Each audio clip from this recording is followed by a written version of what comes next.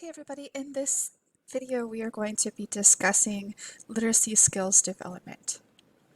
And so we're going to talk specifically about alphabet knowledge, phonological awareness, print conventions, and print functions. So alphabet knowledge, you should know that entering kindergarteners need to have mastered about 12 to 15 letters, both upper and lowercase, and the sounds that they make. So that's about half the alphabet. And they need to know the sounds that those letters make as well. But what we know about entering kindergartners is that we get a developmental range of about 8 years. And so some children enter kindergarten developmentally more like an 18-month-old, while some children enter kindergarten developmentally more about at an 8-year-old level. And so we accept children where they are at, but if children struggle with letter recognition and sound recognition from the get-go, the developmental progression of literacy skills will be challenging. A child's name is typically the first word that he or she learns to read and write. It is an important part of their identity as well. So you can support alphabet knowledge by supporting children as they learn to identify the letters in their name. So here are some ideas for letter name knowledge activities. Pocket charts are a wonderful way to help children with their names and attendance. And so if you have a pocket chart, you could just put every child's name on a sentence strip. I like to say that when you use print with pre-kindergarten age children, kindergarten, first, second graders, the print that they are accessing should be about 2 inches tall. So you want their names to be large on these sentence strips. Play letter matching activities so that there's some visual discrimination between similar letters. When you think about the letters B, C, D, P, and Q, they all have a straight line and a curve, and they're really easy to get mixed up. And so you want to have games and activities that help children recognize the differences between those letters. And then if you're going to read an alphabet book to children, don't do it in a large group. Alphabet books are typically meant, unless there's a story. If there's no story and it's just a picture and a letter, that's really meant to be read one-on-one with a child or in a small group with children so that you can engage in some dialogic reading along with the book. And another great way to teach or practice letter names is through alphabet games and puzzles. So phonological awareness refers to skills in detecting and manipulating sounds and spoken words. So you need to know the speech units, how to manipulate those speech units, the expectations for phonological awareness during preschool, and some instructional strategies. And so let's talk about the alphabet sounds here. This is where people sometimes get upset with me because they learned the sounds incorrectly.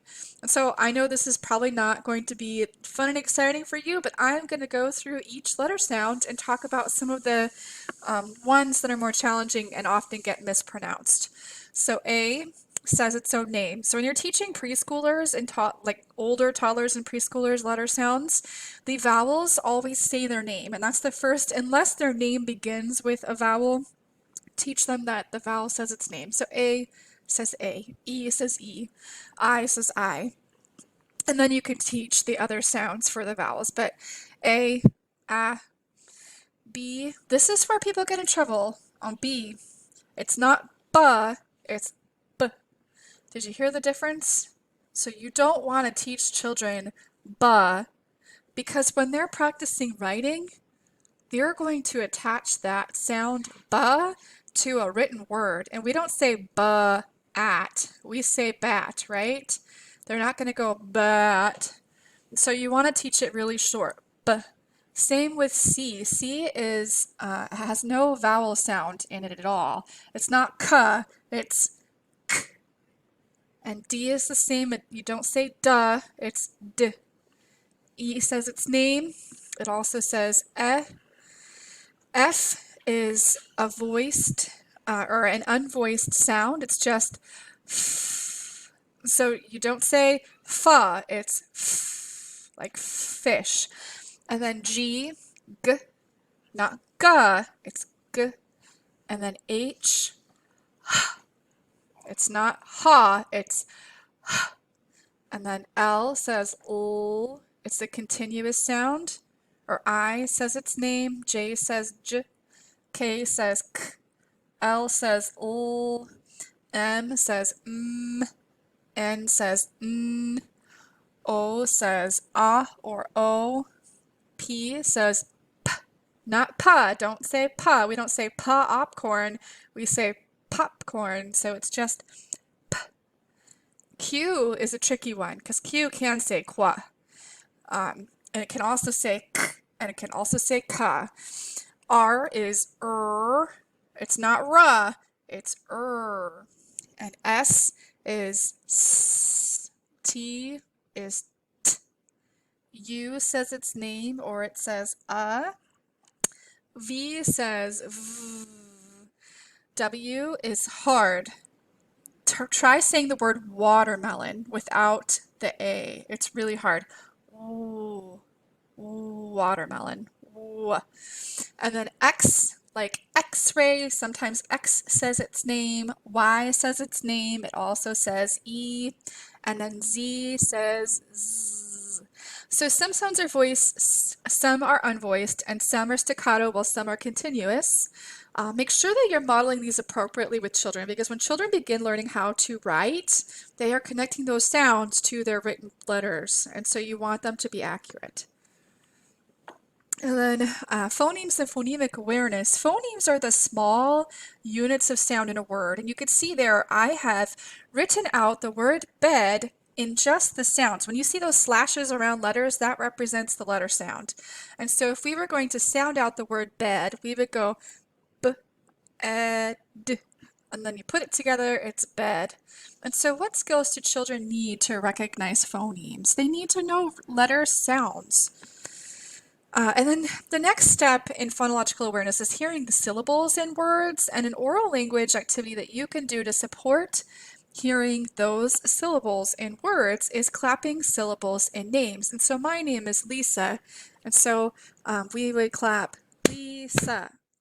And you can do this with children's names as a transition activity from circle time, or you can even beef it up and use common nouns of words that children know. But hearing syllables or the natural segmentation in a word is important as children begin to manipulate the sounds of speech. And when you're thinking about spelling specifically, children to be able to spell they have to be able to hear the natural pauses in words so that they can sound out the different syllables in a word. And then onset and rhyme. This includes the beginning consonant, that's the onset, and then the rhyme includes the vowel and all sounds that follow it. And so I have some examples here on the screen. So onset for black is bull, and the rhyme is ack. And notice I did not misspell the word rhyme. This is not the same as a rhyming word. This literally just means the beginning of words, onset, and the end of words, rhyme, R-I-M-E. And there's plenty of examples. If you were to do the word gray, the onset would be gr and the rhyme would be a. And so blending, this is breaking words into smaller units of sound or putting sounds together to hear the word. And so I want you to do this with me. This is going to feel really funny, but hold up your fist and say each sound in the word dog. D, g. How many sounds do you hear? 3. You can actually do this activity with children. You might say, okay, everybody, hold up your fist. Let's sound out the word cat. K, at. How many sounds? 3. So that's phoneme blending. And then you can also blend word segments. And so here's an example. Eyeball is one word, but there's 2 syllables, right? So clap it out. Eyeball. And that's blending word segments. And then rhyming. So I'm going to start with the most important part of this slide. So research does indicate a direct correlation between rhyming mastery and reading preparedness. So it has been proven scientifically that children who do not master rhyming ever have only a 20% chance of becoming a fluent reader. And so rhyming is an important skill to practice. And not only that, it's super fun. So rhyming is when two words sound the same at the end. Um, and you can practice rhyming in so many different ways. There are some great examples in chapter 5 of your textbook. Be sure to check it out. And so now we're going to talk about phonological awareness instruction. So we talked about syllables, blending, onset and rhyme, and individual phonemes. You'll want to make sure that you read chapter 5 in your textbook because there are some great activities. And up next for your lesson planning, you are going to be doing emergent reading, which will allow you to utilize activities that support, I'm going to go back a slide, that will support hearing syllables and segmenting words and blending and onset and rhyme and individual phonemes. So make sure you check out chapter 5. There's a lot of great ideas that you can use as you write your lesson plans. And then finally, I want to talk about print conventions and concepts of print because children are learning to read and write simultaneously. Those two skills are happening at the same time. And so when you're reading aloud to children, you want to pay attention to some important print conventions or concepts of print. Talk about the top of the page. Talk about the page. Identify the bottom of the page.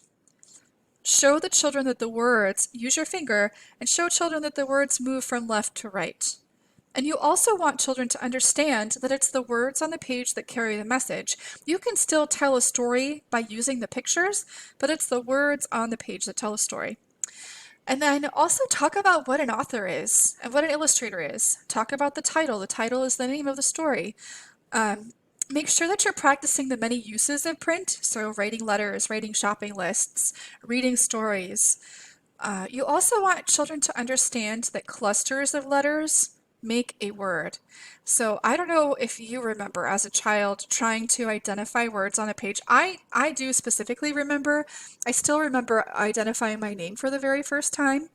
But you want children to be able to look at a page of text and know where one word starts and one word stops, and where one sentence begins and where it ends. You also want children to know what happens when the words on the page end. You turn the page or you go to the next page. And you want children to recognize that the pictures, while they don't necessarily tell a story, they support the message. So that is what I have for you this week. You are going to be working on reading chapter 5 and then also doing the emergent reading lesson plan. So last week you did the oral language lesson plans. This week you're going to work on emergent reading. All right, have a great week, everybody. I'll see you online.